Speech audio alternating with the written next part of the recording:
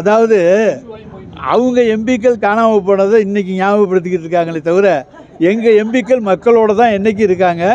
எந்த இடத்துலையும் எங்களுடைய நாடாளுமன்ற உறுப்பினர்களை பார்க்கலாம்.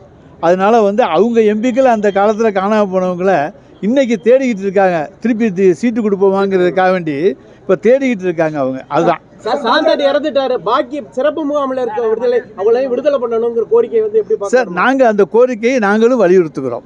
பாஜக மாநிலத்தில் அண்ணாமலை உதயநிதி ஸ்டாலின் அவர் அப்பாவோட தயவு இல்லாமல் 2 ஓட்டு கூட வாங்க முடியாது அப்படிங்கிற மாதிரி பேசியிருக்காரு. அதாவது மிகப்பெரிய வெற்றியை சேப்பாக்கம் திருவல்லிக்கணியிலே பெற்றவர் மாண்புமிகு உதயநிதி ஸ்டாலின் அவர்கள். தமிழக மக்களுடைய இதயங்களில் இருக்கக்கூடியவர். அவருடைய உழைப்பு என்பது திராவிட முன்னேற்றக் கழக தொண்டர்களாலும் தமிழக மக்களாலும் ஏற்றுக்கொள்ளப்பட்ட ஒன்று. எனவே அதை அண்ணாமலை போன்றவர்கள் மூடி மறைக்க முயன்றாலும் அதை உதாசீனப்படுத்தினாலும் தமிழக மக்கள் இதயங்களிலே உதயநிதி ஸ்டாலின் என்பவருக்கு தனி இடம் இன்றைக்கு இருக்கிறது. சார் அதாவது இன்னைக்கு பாரதிய ஜனதா கட்சியில் நிறைய பேர் சேர்க்குறாங்க. யார்? பல்வேறு வழக்குகள் இருக்கிறவங்கள தெரிஞ்சே சேர்க்குறாங்க அவங்க.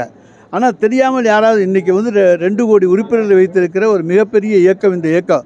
நாங்கள் ஒவ்வொருத்தரையும் பூத கண்ணாடி வச்சு உங்களுடைய கேரக்டரை பார்க்க முடியாது.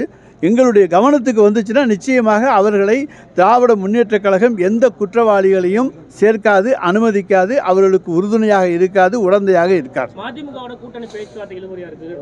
அதெல்லாம் சும்மா வெறும் வெளியே சொல்லிகிட்டு இருக்க புரளிகளை தவிர வேறு அல்ல.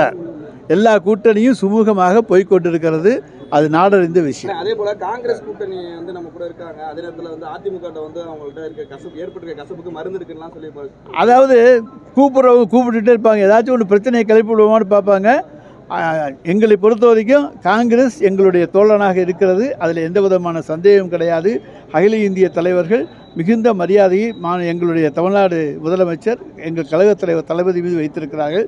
அதே போல் தமிழ்நாட்டில் இருக்கக்கூடிய காங்கிரஸ் தலைவர்களும் திராவிட முன்னேற்றக் கழகத்தின் மீது மிகுந்த நம்பிக்கை வைத்திருக்கிறார்கள். எனவே நாங்கள் எங்களை பொறுத்த வரைக்கும் இந்த இந்தியா கூட்டணி உருவாவதற்கு அடிப்படையாக இருந்தவர் தமிழ்நாடு முதலமைச்சர் தலைவர் தளபதி ஸ்டாலின் என்பதை நாங்கள், ஏன்னா 3 ஆண்டுகளுக்கு முன்னாலேயே அவர் சொல்லிவிட்டார், எதிர்க்கட்சிகள் எல்லாம் இணைந்து ஒரு கூட்டணி அமைக்க வேண்டும் என்று.